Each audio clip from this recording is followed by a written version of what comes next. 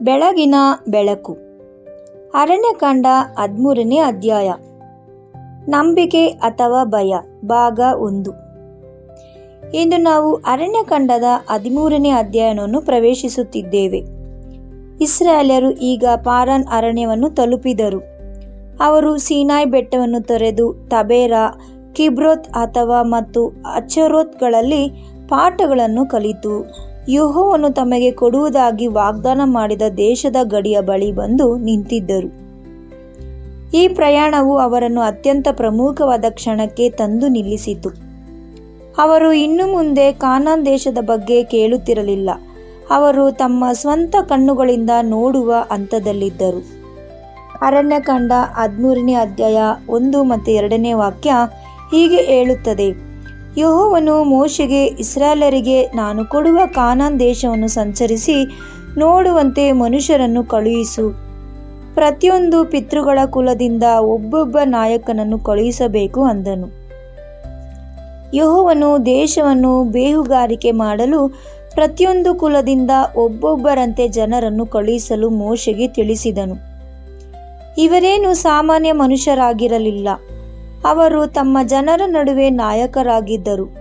ಅವರು ತಮ್ಮ ಕುಲಗಳ ಗೌರವವನ್ನು ಹೊತ್ತಿದ್ದರು ಮತ್ತು ದೇಶವನ್ನು ಜಾಗರೂಕತೆಯಿಂದ ಗಮನಿಸಿ ವರದಿಯನ್ನು ತರಲು ಅವರ ಮೇಲೆ ನಂಬಿಕೆ ಇಡಲಾಗಿತ್ತು. ಈ 12 ಜನರಲ್ಲಿ ಇಬ್ಬರ ಹೆಸರುಗಳ ಮುಂದೆ ಅತ್ಯಂತ ಪ್ರಮುಖವಾದದ್ದು ಜೂಡಾ ಕುಲದ ಕಾಲೇಬನು ಮತ್ತು ಎಫ್ರಾಯಿಮ್ ಕುಲದ ಹೋಸೇಯನು. ಈ ಹೋಸೇಯನ ಹೆಸರು ಮೋಶೆಯು ಬದಲಾಯಿಸಿದ್ದನ್ನು ಅರಣ್ಯಕಾಂಡ 13ನೇ ಅಧ್ಯಾಯ 16ರಲ್ಲಿ ಹೀಗೆ ಹೇಳುತ್ತದೆ: ಮೋಶೆಯು ನೂನನ ಮಗನಾದ ಹೋಸೇಯನಿಗೆ ಯೆಹೋಶುವ ಎಂದು ಹೆಸರಿಟ್ಟನು. ಹೋಶೇಯ ಎಂದರೆ ರಕ್ಷಣೆ ಎಂದರ್ಥ. ಆದರೆ ಯೆಹೋಶುವ ಎಂದರೆ ಯೆಹೋವನೇ ರಕ್ಷಣೆ ಅಥವಾ ಯೆಹೋವನು ರಕ್ಷಿಸುತ್ತಾನೆ ಎಂಬ ಅರ್ಥವಿದೆ. ಈ ಹೆಸರು ಅತ್ಯಂತ ಅರ್ಥಪೂರ್ಣವಾಗಲಿತ್ತು, ಏಕೆಂದರೆ ಮೋಶೆಯ ನಂತರ ಇಸ್ರಾಯೇಲ್ಯರು ಆ ದೇಶದೊಳಗೆ ನಡೆದ ಕರೆದೊಯ್ಯುವ ವ್ಯಕ್ತಿ ಇದೇ ಎಂದು ಯೆಹೋಶುವನಾಗಿದ್ದನು. ಮೋಶೆಯು ಆ ಬೇಹುಗಾರಿಕೆ ಸ್ಪಷ್ಟ ಸೂಚನೆಗಳನ್ನು ನೀಡಿದನು.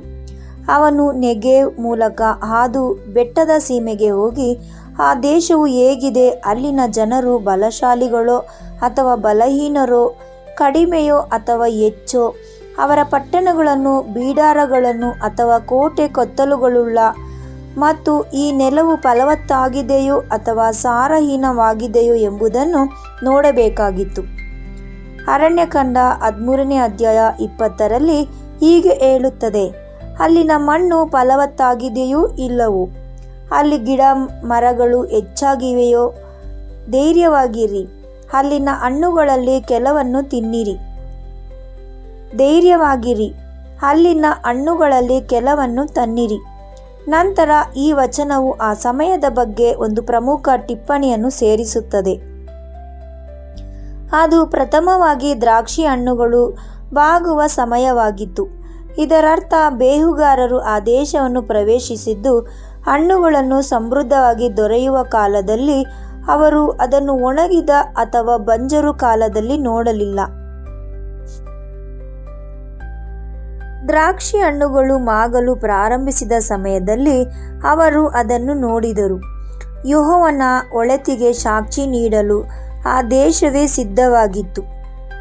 ಆ ಬೇಹುಗಾರರು ಮೇಲಕ್ಕೆ ಹೋಗಿ ಚಿನ್ ಅರಣ್ಯದಿಂದ ಹಿಡಿದು ರೆಹೋಬೋವರೆಗೂ, ಅಂದರೆ ಲೆಬೋ ಹಮಾತ್ ಹತ್ತಿನವರೆಗೂ ದೇಶವನ್ನು ಸಂಚರಿಸಿ ನೋಡಿದರು. ನಂತರ ಅವರು ನೆಗೆವ್ ಮಾರ್ಗವಾಗಿ ಹಾದು ಬಂದ ಹೆಬ್ರೋನ್ ಬಂದರು. ಹೆಬ್ರೋನ್ ಒಂದು ಪುರಾತನ ಹಾಗೂ ಪ್ರಮುಖವಾದ ನಗರವಾಗಿತ್ತು ಮತ್ತು ಐಗುಪ್ತದ ಈಜಿಪ್ಟ್ ಚೋಹಾನ್ ಪಟ್ಟಣಕ್ಕಿಂತ 7 ವರ್ಷಗಳ ಮುಂಚೆಯೇ ಇದನ್ನು ಸ್ಥಾಪಿಸಲಾಗಿತ್ತು ಎಂದು ಬೈಬಲ್ ನಮಗೆ ಹೇಳುತ್ತದೆ. ಚೋಹಾನ್ ಐಗುಪ್ತದ ಅತ್ಯಂತ ಹಳೆಯ ಮತ್ತು ಪ್ರಸಿದ್ಧ ನಗರವಾಗಿತ್ತು. ಆದುದರಿಂದ ಈ ಸಂಗಾತಿಯು ಹೆಬ್ರೋನ್ ನಗರದಕ್ಕಿದ್ದ ಸುದೀರ್ಘ ಇತಿಹಾಸವನ್ನು ನಮಗೆ ತೋರಿಸುತ್ತದೆ. ಆದರೆ ಹೆಬ್ರೋನ್ ಪಿತೃಗಳ ಇತಿಹಾಸದಲ್ಲೂ ಆಳವಾದ ಪ್ರಾಮುಖ್ಯತೆಯನ್ನು ಹೊಂದಿತ್ತು.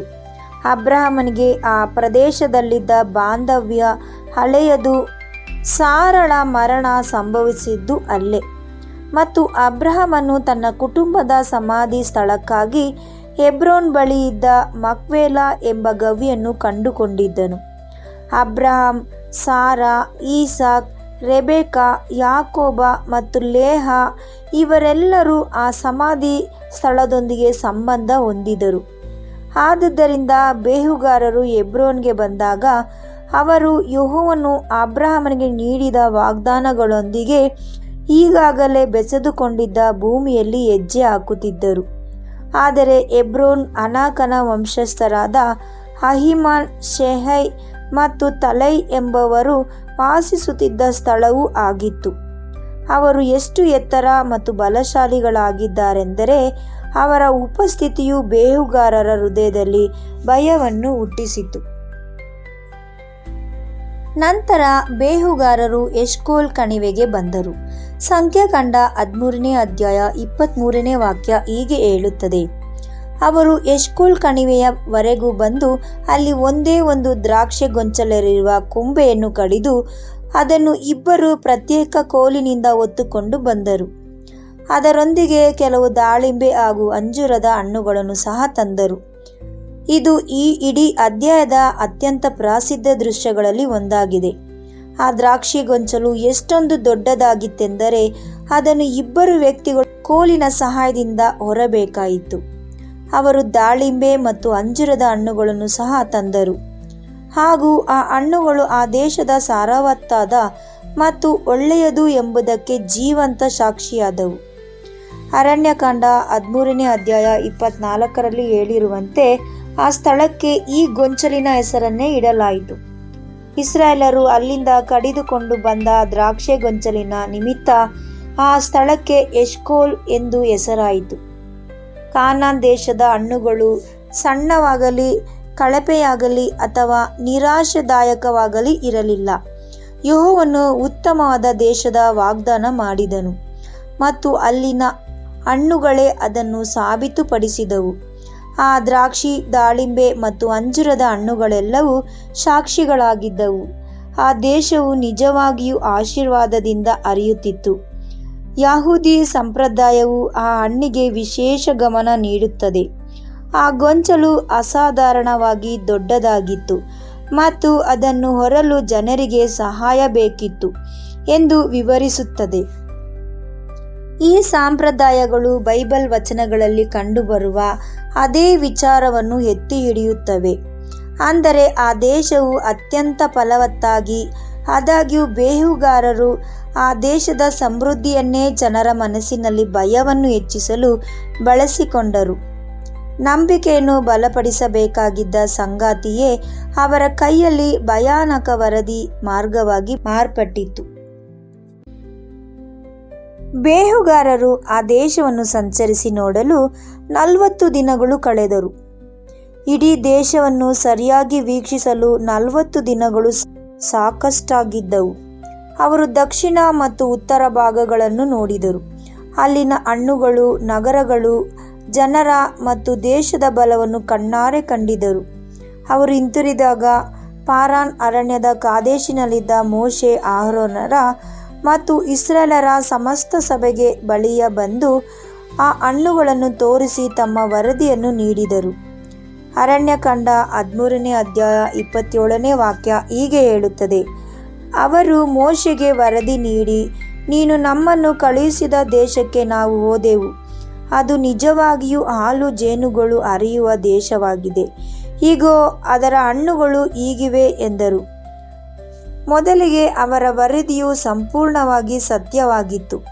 ಆ ದೇಶವು ಒಳ್ಳೆಯದು ಎಂಬುದನ್ನು ಅವರು ಒಪ್ಪಿಕೊಂಡರು. ಅದು ನಿಜವಾಗಿಯೂ ಹಾಲು ಜೇನುಗಳು ಹರಿಯುವ ದೇಶ ಎಂದು ಹೇಳಿದರು. ಪ್ರತಿಯೊಬ್ಬರು ನೋಡುವಂತೆ ಆ ಹಣ್ಣುಗಳನ್ನು ಎತ್ತಿ ತೋರಿಸಿದರು. ಯೆಹೋವನು ವಾಗ್ದಾನ ಮಾಡಿದ್ದನ್ನೇ ಅವರ ಕಣ್ಣುಗಳು ಸ್ಪಷ್ಟವಾಗಿ ಕಂಡಿದ್ದವು. ಆದರೆ ನಂತರ ಬಂದ ಒಂದು ಮಾತು ಇಡೀ ವರದಿಯನ್ನು ಸ್ವರೂಪವನ್ನೇ ಬದಲಾಯಿಸಿ ಬಿಟ್ಟಿತು. ಅರಣ್ಯಕಾಂಡ 13ನೇ ಅಧ್ಯಾಯ 28ನೇ ವಾಕ್ಯ ಹೀಗೆ ಹೇಳುತ್ತದೆ: ಆದರೆ ಅಲ್ಲಿ ವಾಸಿಸುವ ಜನರು ಬಹುಶಃ ಬಲಶಾಲಿಗಳು, ಅವರ ಪಟ್ಟಣಗಳು ದೊಡ್ಡವು ಮತ್ತು ಕೋಟೆ ಕೊತ್ತಲುಗಳಾಗಿವೆ. ಅಷ್ಟೇ ಅಲ್ಲ, ನಾವು ಅಲ್ಲಿ ಅನಾನಕ ವಂಶಸ್ಥರಾದ ದೈತ್ಯರನ್ನು ಕಂಡೆವು. ದೇಶವು ಒಳ್ಳೆಯದಾಗಿತ್ತು, ಆದರೆ ಅಲ್ಲಿದ್ದ ಜನರು ಬಲಶಾಲಿಗಳಾಗಿದ್ದರು. ಹಣ್ಣುಗಳು ನಿಜವಾಗಿದ್ದವು, ಆದರೆ ಪಟ್ಟಣಗಳು ಕೋಟೆಗಳಿಂದ ಸುಚಿತ್ವವಾಗಿದ್ದವು. ವಾಗ್ದಾನವು ಸತ್ಯವಾಗಿತ್ತು, ಆದರೆ ಶತ್ರುಗಳು ಬಹು ಧಾರಾಕಾರವಾಗಿ ಕಂಡರು. ಕೆಟ್ಟ ವರದಿ ಪ್ರಾರಂಭವಾಗಿದ್ದು ಇಲ್ಲೇ. ಇಲ್ಲಿ ಸಮಸ್ಯೆ ಏನೆಂದರೆ ಅವರು ಸತ್ಯ ಸಂಗತಿಗಳನ್ನು ಹೇಳಿದ್ದಲ್ಲ. ಪಟ್ಟಣಗಳು ಬಲವಾಗಿದ್ದವು ಎಂಬುದು ಸತ್ಯ. ಬಲಶಾಲಿಗಳಾದ ಜನರು ಅಲ್ಲಿ ವಾಸಿಸುತ್ತಿದ್ದರು ಎಂಬುದು ಸತ್ಯ. ಅನಾಕನ ವಂಶಸ್ಥರು ಆ ದೇಶದಲ್ಲಿದ್ದರು ಎಂಬುದು ಸತ್ಯವೇ ಆಗಿತ್ತು. ಆದರೆ ಅವರ ಪಾಪವೇನೆಂದರೆ ಅವರು ಪ್ರತಿಯೊಂದು ಸಂಗತಿಯನ್ನು ಯೆಹೋವನ ವಾಗ್ದಾನಕ್ಕಿಂತ ದೊಡ್ಡದೇನೆಂಬುದನ್ನು ಮಾತಾಡಿದರು. ಅವರು ಆ ದೇಶದ ಜನರ ಬಗ್ಗೆ ವಿವರಣೆಯನ್ನು ಮುಂದುವರಿಸುತ್ತಾ, ನೆಗೆವ್ನಲ್ಲಿ ಅಮಲೇಕ್ಯರನ್ನು, ಬೆಟ್ಟದ ಸೀಮೆಯಲ್ಲಿ ಹಿತ್ತಿಯರು, ಯೆಬೂಸಿಯರು ಮತ್ತು ಅಮೋರಿಯರು ಹಾಗೂ ಸಮುದ್ರದ ದಂಡೆಯ ಮೇಲೆಯೂ ಜೋರ್ಡಾನ್ ಕಣಿವೆಯ ಬದಿಯಲ್ಲಿಯೂ ಕಾನಾನ್ಯರು ವಾಸಿಸುತ್ತಿದ್ದಾರೆಂದು ಕೇಳಿದರು. ಅವರ ವರದಿಯು ಭಯದಿಂದ ಮತ್ತಷ್ಟು ಭಾರವಾಗುತ್ತಾ ಹೋಯಿತು. ಕಾಲೇಬನು ಮಾತನಾಡಿದನು. ಅರಣ್ಯಕಾಂಡ 13ನೇ ಅಧ್ಯಾಯ 30ನೇ ವಾಕ್ಯ. ಆ ಕಾಲೇಬನು ಮೋಶೆಯ ಮುಂದೆ ನಿಂತಿದ್ದ ಜನರನ್ನು ಶಾಂತಗೊಳಿಸಲು ಪ್ರಯತ್ನಿಸಿ, ನಾವು ಕೂಡಲೇ ಹೋಗಿ ಆ ದೇಶವನ್ನು ವಶಪಡಿಸಿಕೊಳ್ಳೋಣ, ನಾವು ಖಂಡಿತವಾಗಿಯೂ ಅದನ್ನು ಗೆಲ್ಲಬಲ್ಲೆವು ಎಂದನು. ಕಾಲೇಬನ ಶತ್ರುಗಳು ಗಾತ್ರವನ್ನು ನಿರಾಕರಿಸಲಿಲ್ಲ. ಅವನ ಪಟ್ಟಣಗಳು ಬಲಹೀನವಾಗಿವೆ ಎಂದು ಸುಳ್ಳು ನೆಪ ಹೇಳಲಿಲ್ಲ. ಬದಲಿಗೆ ಅವನು ಯೆಹೋವನನ್ನು ನಂಬಿದನು. ಇತರರೆಲ್ಲರೂ ನೋಡಿದ ಅದೇ ದೇಶವನ್ನು, ಅದೇ ದೈತ್ಯರನ್ನು, ಅದೇ ಕೋಟೆ ಕೊತ್ತಲುಗಳಿದ್ದ ಪಟ್ಟಣಗಳನ್ನು ಮತ್ತು ಅದೇ ಹಣ್ಣುಗಳನ್ನು ಅವನು ನೋಡಿದನು. ಆದರೂ ಅವನ ನಿರ್ಧಾರವು ಸಂಪೂರ್ಣವಾಗಿ ಭಿನ್ನವಾಗಿತ್ತು. ನಾವು ಖಂಡಿತವಾಗಿಯೂ ಅದನ್ನು ಗೆಲ್ಲಬಲ್ಲೆವು. ಇದು ಒಳ್ಳೆಯ ವರದಿಯು ತೊಂದರೆಗಳನ್ನು ನಿರೀಕ್ಷಿಸಲಿಲ್ಲ. ಅದೇ ಹಣ್ಣುಗಳನ್ನು ಅವನು ನೋಡಿದನು, ಆದರೂ ಅವನ ನಿರ್ಧಾರವು ಸಂಪೂರ್ಣವಾಗಿ ಭಿನ್ನವಾಗಿತ್ತು. ನಾವು ಖಂಡಿತವಾಗಿಯೂ ಅದನ್ನು ಗೆಲ್ಲಬಲ್ಲೆವು. ಇದು ಒಳ್ಳೆಯ ವರದಿಯನ್ನು ತೊಂದರೆಗಳನ್ನು ನಿರೀಕ್ಷಿಸಲಿಲ್ಲ. ಒಳ್ಳೆಯ ವರದಿಯು ಕೇವಲ ಯೆಹೋವನ ವಾಗ್ದಾನವನ್ನು ತೊಂದರೆಗಳಿಂದ ಮೇಲೆಟ್ಟಿತು. ಆದರೆ ಅವನೊಂದಿಗೆ ಹೋದ ಉಳಿದ ಬೇಹುಗಾರರು ಅವನನ್ನು ವಿರೋಧಿಸಿದರು. ಅರಣ್ಯಕಾಂಡ 13ನೇ ಅಧ್ಯಾಯ 31ನೇ ವಾಕ್ಯ ಹೀಗೆ ಹೇಳುತ್ತದೆ. ಆದರೆ ಅವನೊಂದಿಗೆ ಹೋಗಿದ್ದ ಉಳಿದ ಜನರು, ನಾವು ಆ ಜನರ ಮೇಲೆ ಬಿದ್ದು ಜಯಶಾಲಿಗಳು ಸಾಧ್ಯವಿಲ್ಲ, ಅವರು ನಮಗಿಂತ ಬಲಶಾಲಿಗಳು ಎಂದರು.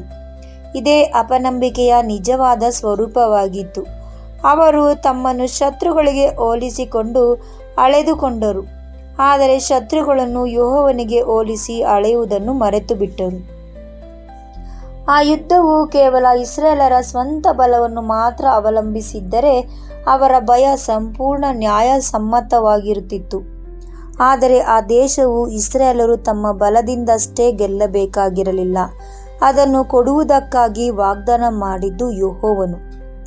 ಅರಣ್ಯಕಾಂಡ 13ನೇ ಅಧ್ಯಾಯ 32ನೇ ವಾಕ್ಯ ಹೀಗೆ ಹೇಳುತ್ತದೆ.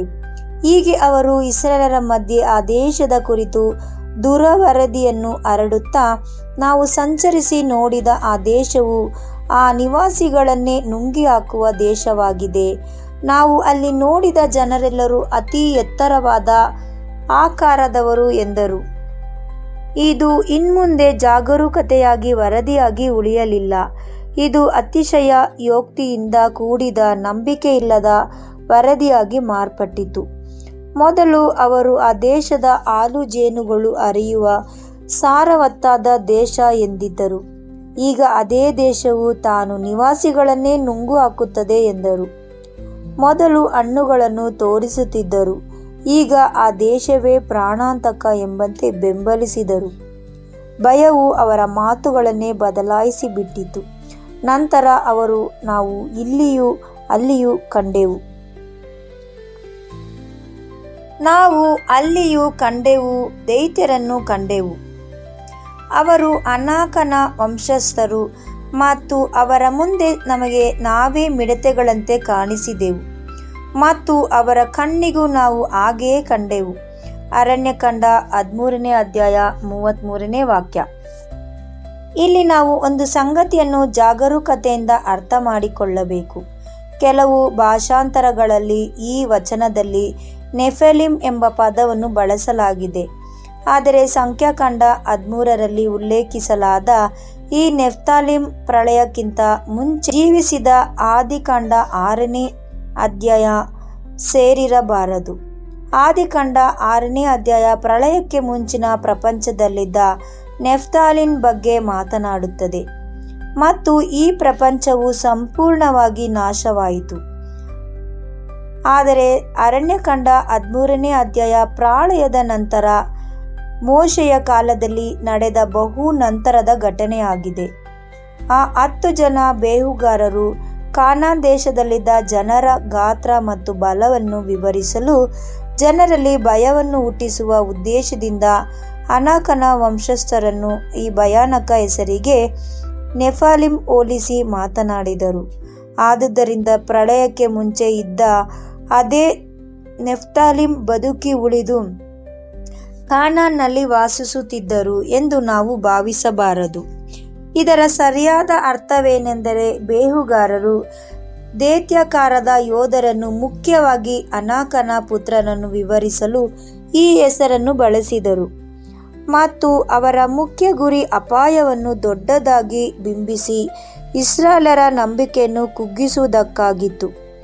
ದ್ವಿತೀಯೋಪದೇಶ ಗ್ರಂಥವು ಕೂಡ ಅನಾಕನ ವಂಶಸ್ಥರನ್ನು ಎತ್ತರವಾದ ಮತ್ತು ಬಲಶಾಲಿ ಜನರೆಂದೇ ವಿವರಿಸುತ್ತದೆ. ದ್ವಿತೀಯೋಪದೇಶ ಕಾಂಡ 9ನೇ ಅಧ್ಯಾಯ 2ನೇ ವಾಕ್ಯ ಹೀಗೆ ಹೇಳುತ್ತದೆ: ಆ ಜನರು ಬಲಶಾಲಿಗಳು, ಎತ್ತರವಾದವರು ಆಗಿದ್ದಾರೆ. ಅವರು ಪ್ರಸಿದ್ಧವಾದ ಅನಾಕ್ ದೈತ್ಯರ ವಂಶಸ್ಥರು. ಆದುದರಿಂದ ಅನಾಕನ ವಂಶಸ್ಥರು ನಿಜವಾಗಿಯೂ ಎತ್ತರವಾದವರು ಮತ್ತು ಭಯ ಹುಟ್ಟಿಸುವವರು ಆಗಿದ್ದರು. ಆದರೆ ಭಯದಿಂದ ತುಂಬಿದ ಬೇಹುಗಾರರು ಸತ್ಯವನ್ನು ಮೀರಿ ಅತಿಶಯೋಕ್ತಿ ಮಾಡಿದರು. ಅವರು ನಾವು ನಮಗೆ ಮಿಡತೆಗಳಂತೆ ಕಂಡೆವು ಎಂದು ಹೇಳುವ ಮೂಲಕ ಇಸ್ರಾಯೇಲ್ಯರು ತಮ್ಮನ್ನು ತಾವೇ ಅಸಹಾಯಕರನ್ನಾಗಿ ಮಾಡಿ ಮತ್ತು ತೀರಾ ಸಣ್ಣವರನ್ನಾಗಿ ಭಾವಿಸುವಂತೆ ಮಾಡಿದರು. ಹೀಗೆ ಆ ಅಧ್ಯಾಯವು ಮುಕ್ತಾಯಗೊಳ್ಳುತ್ತದೆ.